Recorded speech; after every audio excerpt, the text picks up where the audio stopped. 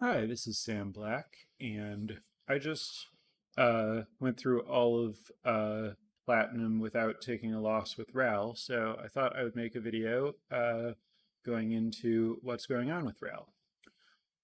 Ral has kind of a more interesting history than the other Planeswalkers or Spellslingers because prior to the release of D&D Icons, Ral was really the most played Planeswalker on the ladder from what I saw. I felt like I played against it most of the time, and I think that that wasn't just a fluke of my experience because when D&D Icons came out, a lot of Ral cards were nerfed.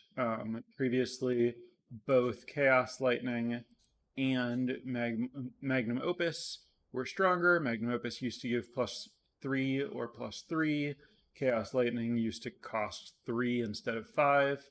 And a number of other cards that were played with Ral were also nerfed. After that happened, Ral really dropped off. I almost never play against Ral now. And I think that Ral is actually still as strong as ever, but you need to build the deck very differently. So let's go over Ral just in general. Sorry. So Ral has Storm Conduit. Every third spell you play during a turn has its cost reduced by 2 and deals 1 damage to your opponent. So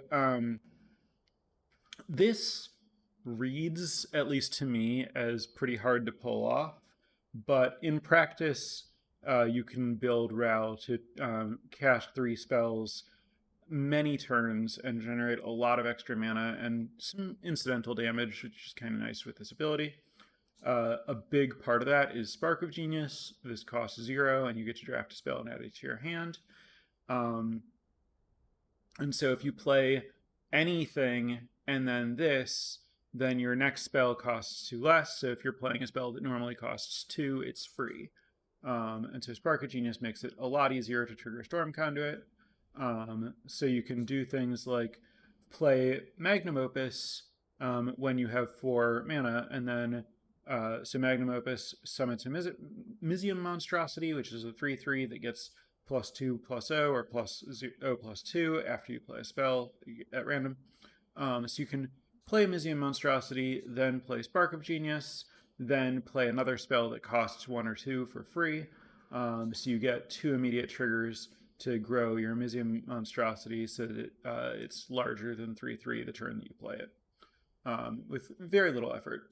And then Chaos Lightning used to be probably the strongest signature when it cost 3, now it costs 5. Deal 1 damage to random enemies for each spell you've played this game, max 10. It's very easy to get to the point where this is dealing 10. So this is mostly just deal 10 damage at random. So those are Ral's signature spells, or signature cards that all happen to be spells. So let's talk a bit about Ral's cards before getting into my deck. So with Ral, you of course want to play a bunch of spells, and then there are also a lot of other cards that want you to play spells. So for example, Prodigal Student, after you play a spell, this gets +0/+1. Get to Ember Mage, after you play a spell, deal 1 damage to your opponent. Electromage, after you play a spell, it gets +1/+0. Breaching Serpent has Sneak and costs 1 less for each spell and trap you've played this game. So the old Ral decks relied pretty heavily on Get to Ember Mage and Breaching Serpent, and they played mostly like burn decks, or like kind of like Grapeshot Pyromancer's Swath Storm decks, if you're familiar with Magic. Basically, you would play a bunch of spells, get a bunch of damage with your Get to Ember Mage, and then your Chaos Lightning would usually finish people off. If it didn't, it would clear the board, and your Breaching Serpent, which used to cost less and be bigger, would finish them off. That's the old Ral deck. The question with Ral in general is, clearly you're playing a bunch of spells. Which things that take advantage of that do you want to play? My answer is none of them. I think that the new Ral deck doesn't want to play as a combo burn deck. It wants to play as a pure control deck. And the reason is School of the Wizard. This is a new card that, to me, completely changes how Ral plays. So this is a skill class card. Don't know why it's called both a skill card and a class card, but it is, I guess. And if this card is in your deck, then one of your first 3 draws will be Wizard's Familiar, which is a 1/1 with level up, put signature spell in the top 3 cards of your deck, and it has flying and debut, reduce the cost of a random spell in your hand by 2. So you get a 1/1 flyer and something costs less. Making something cost less is nice for your storm turns with Ral.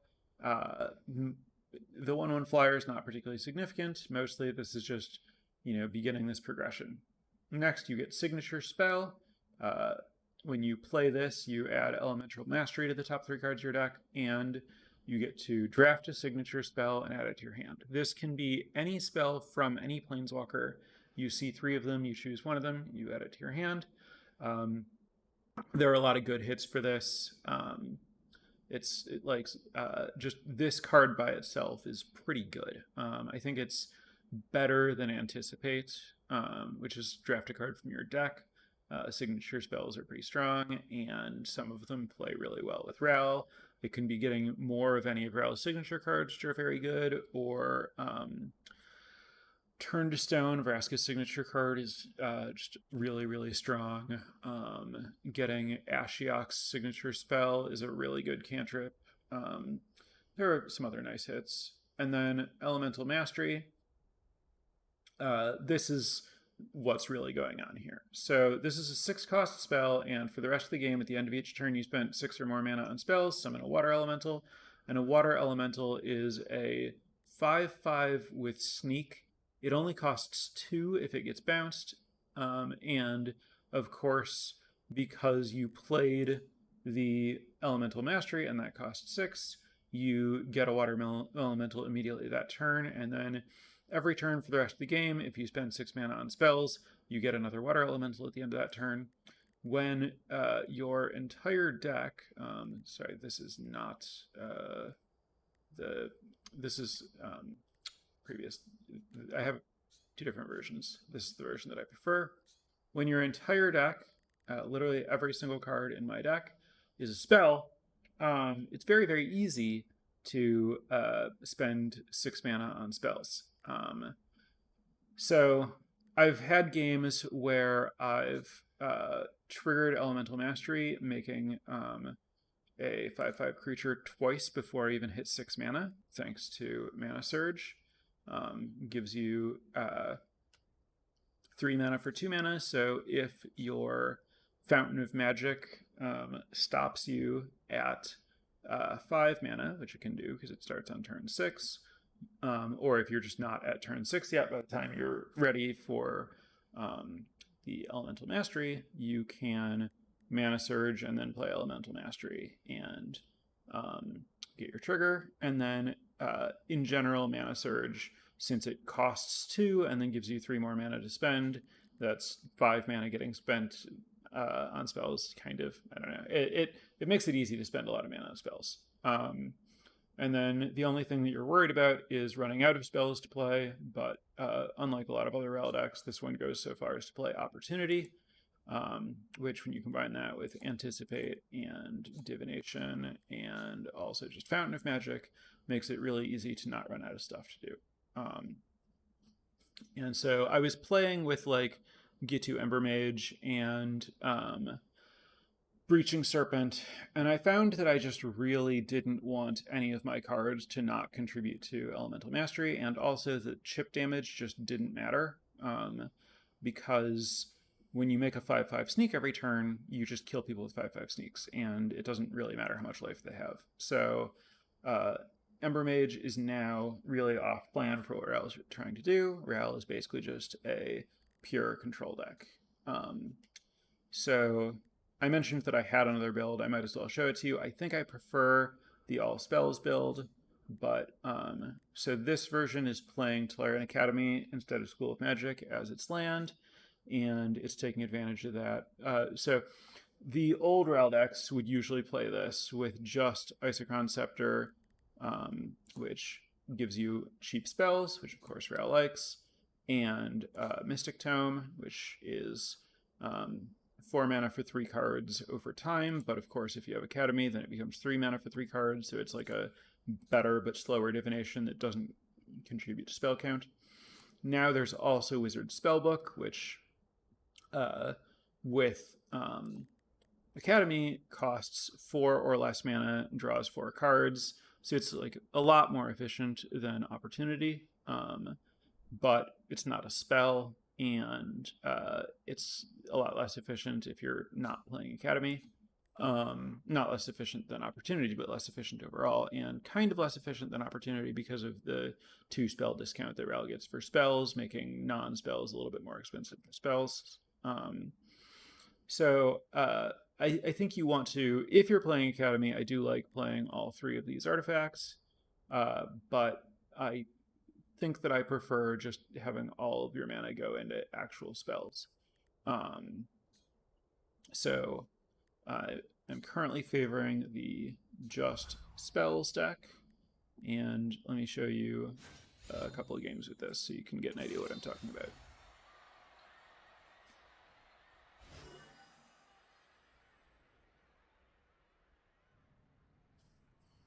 So Ashiok is interesting because Ashiok can really punish you for drawing too many cards, especially in the late game, so you need to be careful with Opportunity. Let me think about what I need to be doing here. They generally don't play a lot of big creatures, so I don't want Chillwind. Chillwind's also just generally better late. I do want Flame Coil to kill their signature 2/3, and I think it's fine to have a shock early, and I do want to draw cards before they get too many of their whatever Ashiok tokens in my deck. So I'll keep some card draw in my opening hand. So they played Pact the Warlock, pretty normal for Ashiok. And School of the Wizard.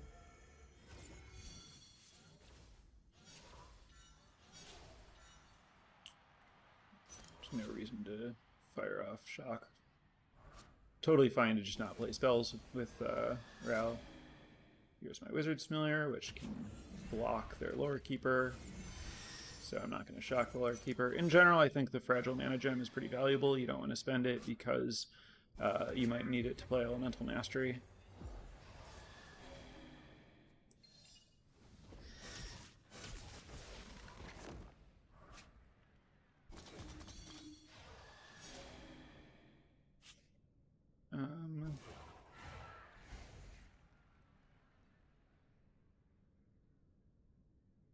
I don't want to spend my Fragile Mana Gem, so I'm not going to Firemind Bolt.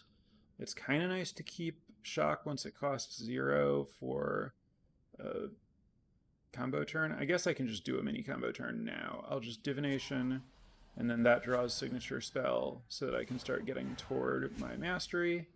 And then I'll Shock this so that I can play Signature Spell this turn. And this is pretty close between Flame Shot and Rampant Growth.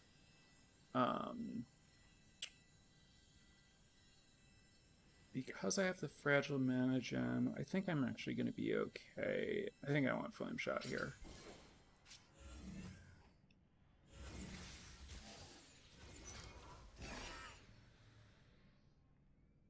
It's important to minimize the amount of damage you take against Ashiok because they're persistently draining you.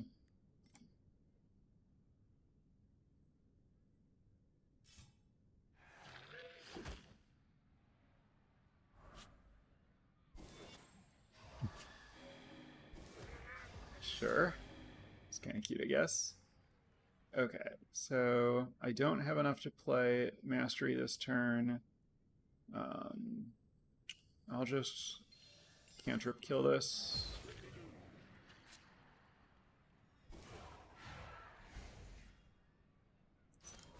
And now I can definitely Mastery next turn because even if School of Magic happens, I have the Mana Surge.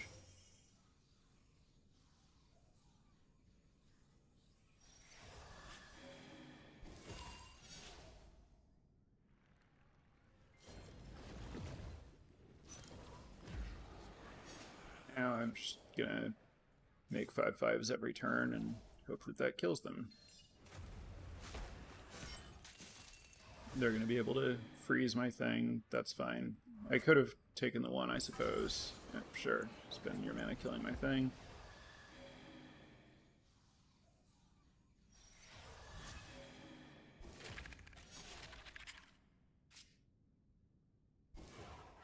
So I need to make sure I'm managing my hand size. This is going to put me up to 10 cards, so I'll just play something, of course, which I need to do to trigger my thing anyway. I'll anticipate. I don't think I want Opportunity. I have a lot of cards in hand, and that does too much damage to me. I'll just take another Anticipate. Now, I've spent 6 mana on spells. 1, 2, 3, 4, 5, 6, 7, 8, 9, 10. But I would like to get something out of my hand, I suppose, so that I can draw. Hasten and Naturalize are not very good. I guess I'll just... Man, this doesn't feel very good, but I need to get a card out of my hand, so there we go.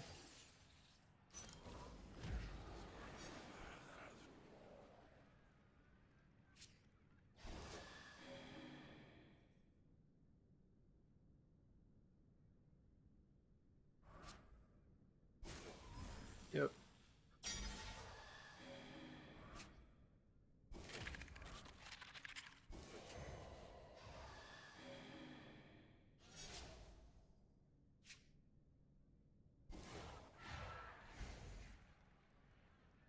To find a way to spend enough mana, so I want to spend 6. I'll start with an Anticipate.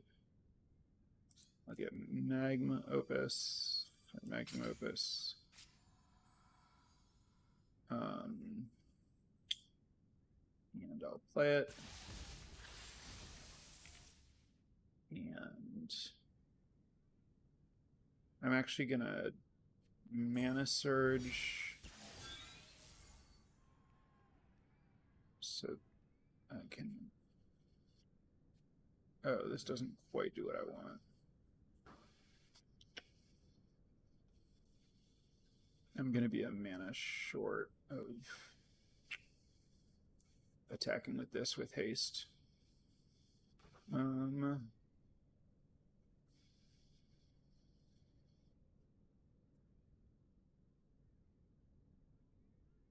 I guess I'll just...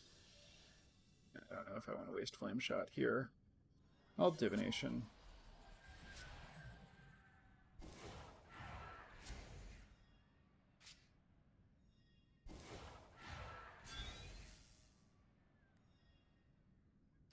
It's the end of my turn. Get another 5/5 sneak.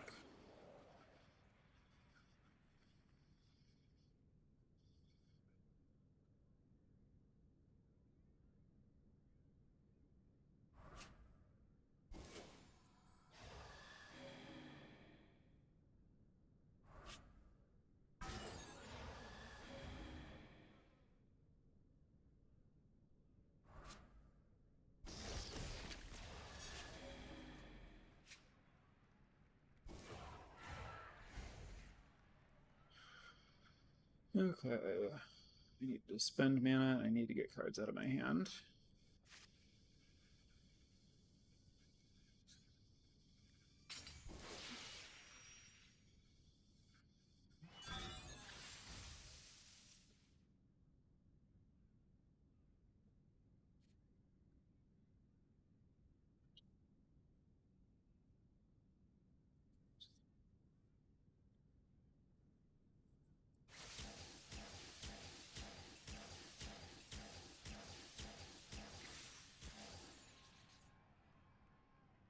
Yeah, I've still only spent 5, so I'm just gonna burn a Hasten to do nothing, but make a 5/5.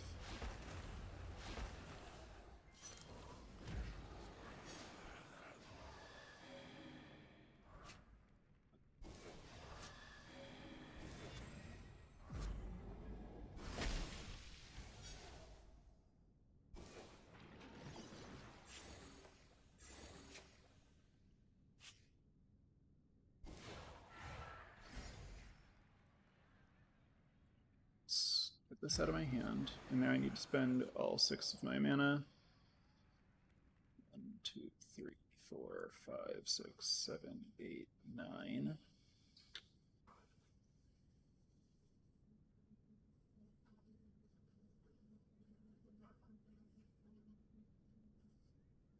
No, this doesn't spend smoothly without playing the Divination. I guess there are only 4 curses in my deck, so I guess I can afford to do this.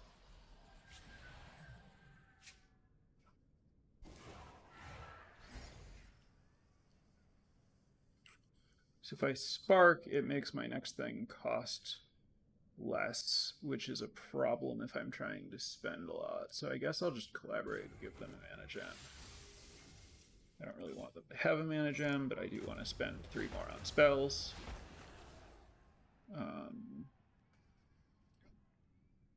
And if I play... no.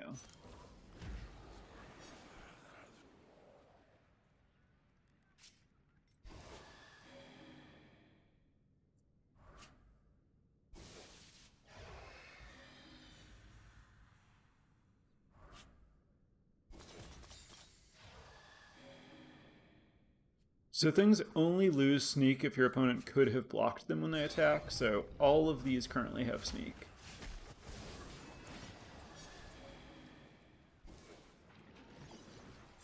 So they've put themselves at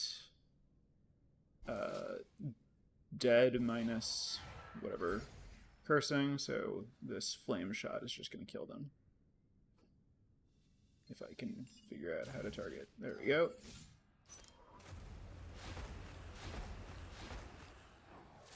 Very, very, very, very close. The Ashiok triggers are pretty scary, but eventually managed to get there at 1 life.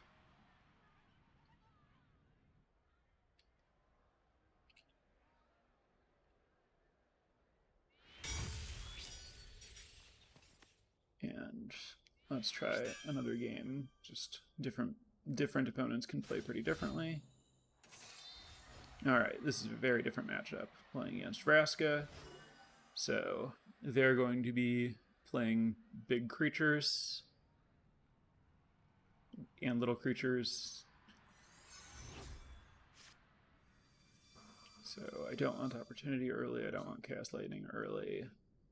I think it's fine to have a Divination, and I want Firemind Bolts. Little cantrip heavy, but that should be okay. They're not super aggressive.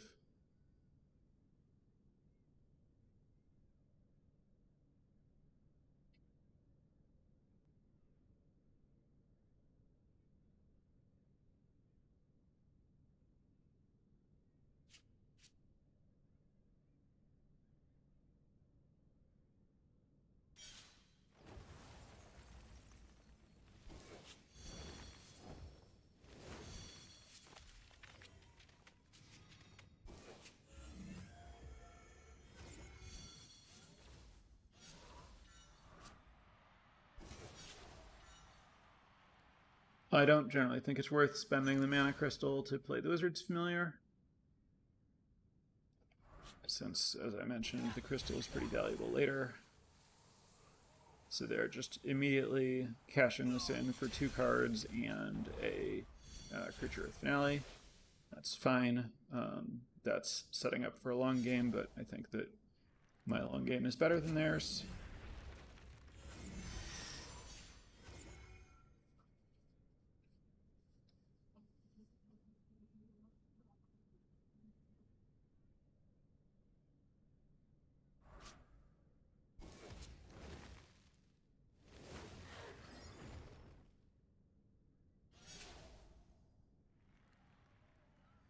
Signature spell, take... I think I want Drag Under against them. They have some big stuff, typically, where they find it with this. And Drag Under also avoids triggering Finale. And now I guess I'll Divination for 1. There's the Mastery. I might as well anticipate for 0 and get a damage in. I already have a Firemind Bolt. I think I want an Unsummon here. Just a little speed bump play. Attack for 1.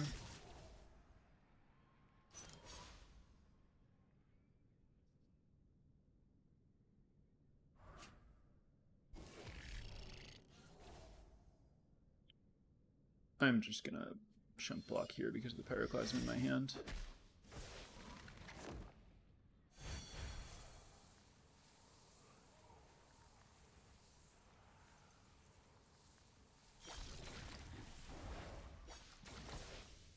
Cash in the grub for some crystals and a finality creature.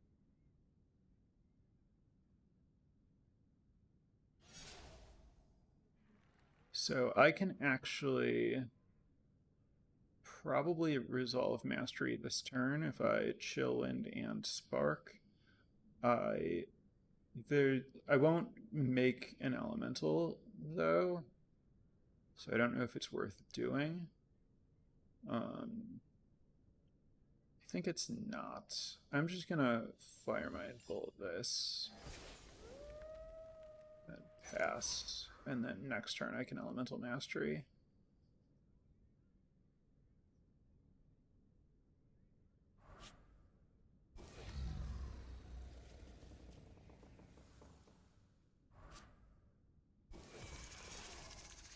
Okay, so now I'm still at 25 and I'm making my first 5/5.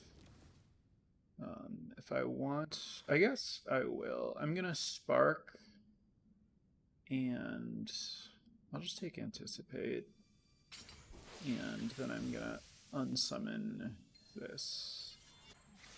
Just slow them down some.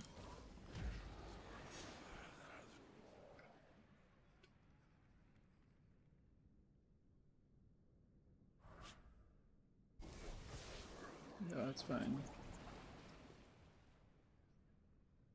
Always more where that came from.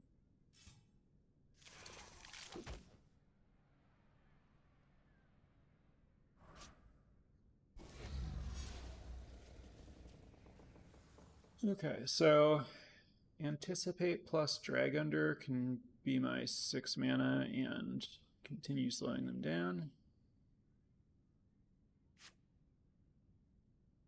Firemind Bolt's a better Drag Under here.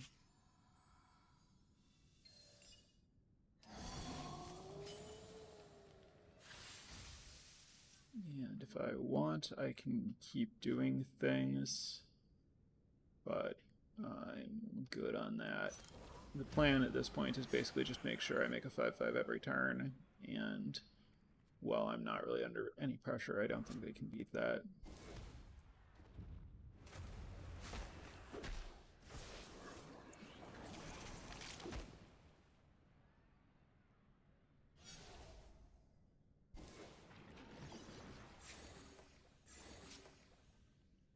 Agony Warp is perfect. That lets me kill both of their creatures and spend 6 mana. And I don't need to do any more than that this turn.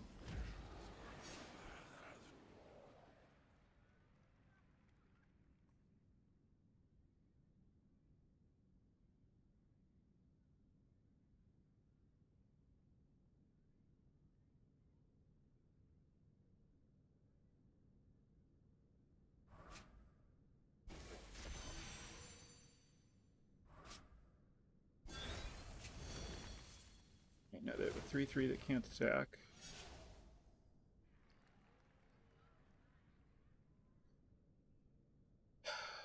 So my biggest issue here is just having too many cards in my hand. Yep. No, that was bad. I guess I needed to count first. I should have Pyroclasm then Divination, I suppose. Whatever, I'll just Pyroclasm. That's my 6 mana.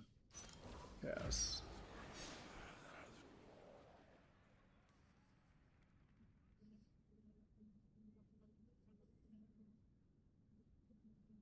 It's really better to have 8 cards in hand rather than 9 because School of Magic can give me a thing that would break a draw. Okay, Crush is real.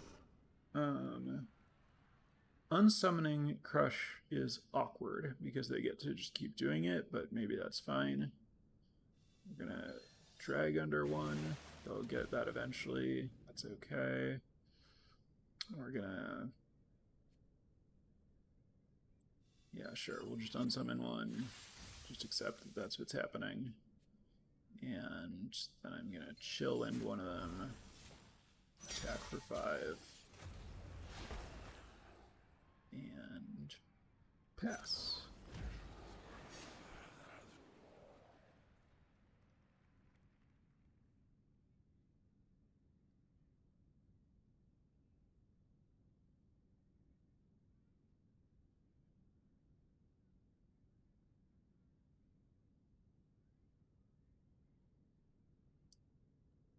So these things are kind of in my opponent's way right now, because if they play Crush, they'll only get 2 6/6s because there's not room for it to make the third. So they're attacking with this to try to get it out of play. So I'll just take the 0.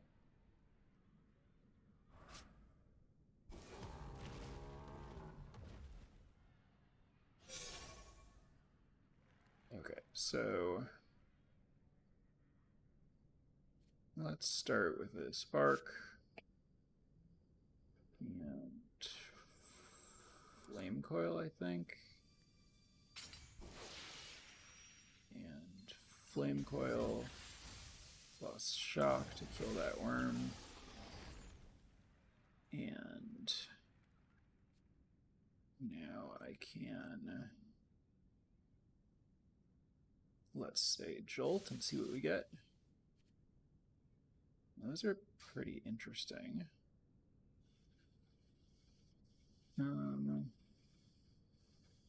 Let's see. I'm gonna abrade both of these to be sure that I can kill their big thing.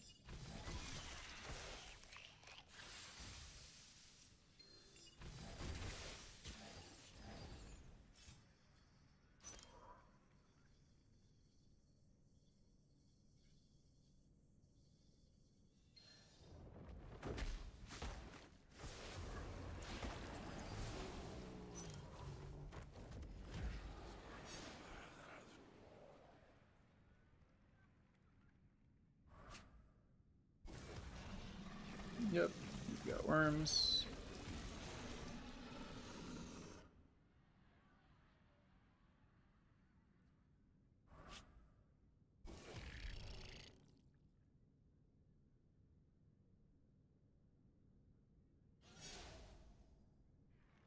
Okay, so I'm gonna second Sun's Dawn,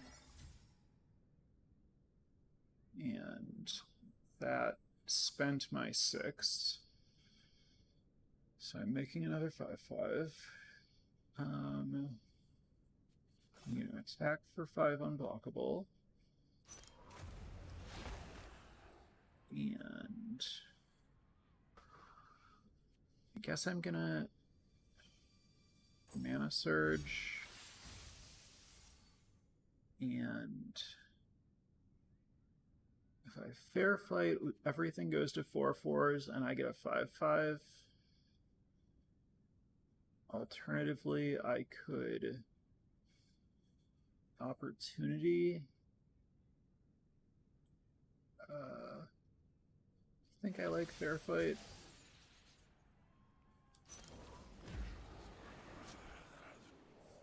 Why is this a 1/1? That doesn't make any sense.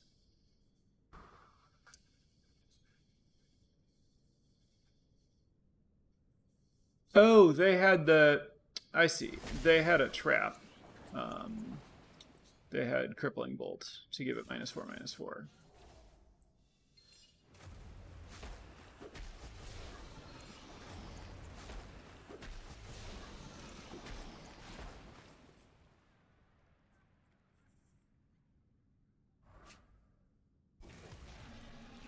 Yep.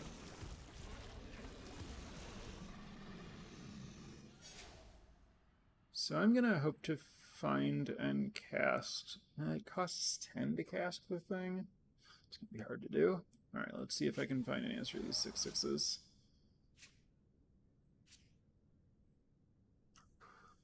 Okay, so we Opus.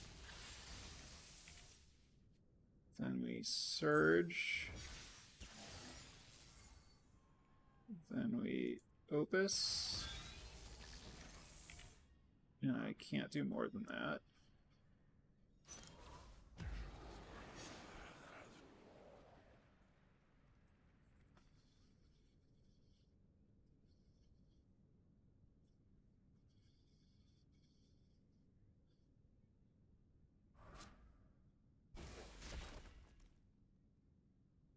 Oh, I've never seen that happen before. I get the 2/2 because they don't have room to take it.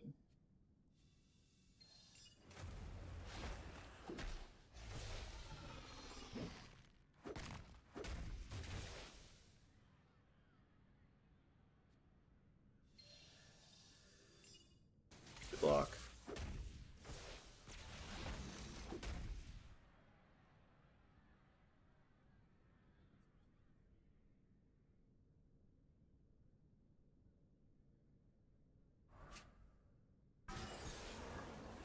That was interesting.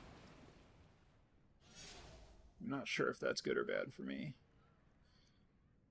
Okay, well, Chaos Lightning actually does a reasonable job on this board now, so that's good. Well, let's start with an Anticipate.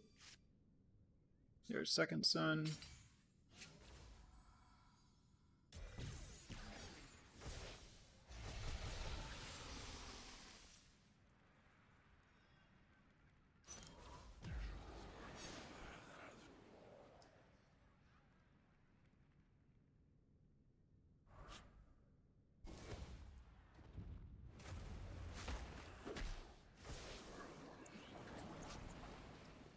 Another Crush. Okay, that's a problem.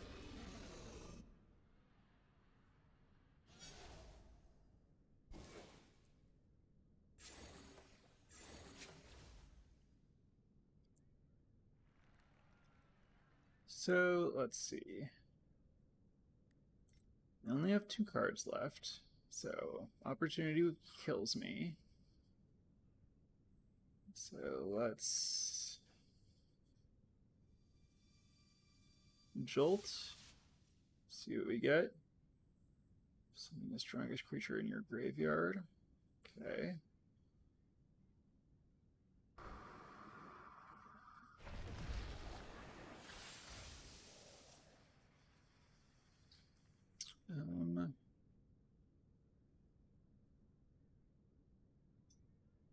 Question. There's some questions about ordering here in terms of the Chaos Lightning and the burn spells.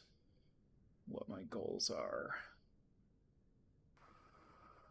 I'm gonna Chaos Lightning first, I guess.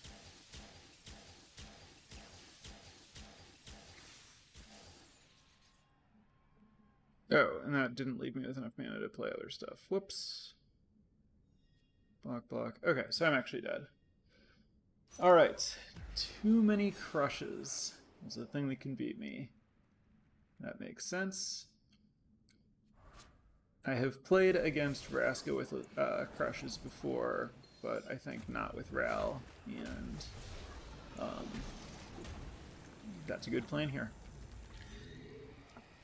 If they didn't have the last crush, I had this game. So